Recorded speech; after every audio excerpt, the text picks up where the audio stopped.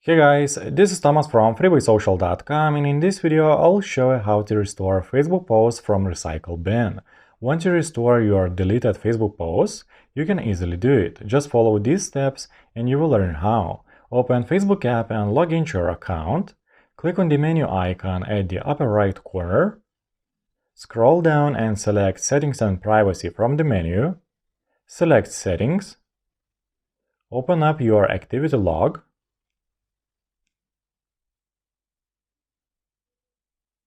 At the top, swipe to the left and click on Recycle Bin. Here you should find the post you have deleted. Now click on the three dot icon at the right of a post you would like to restore and click on Restore to Profile.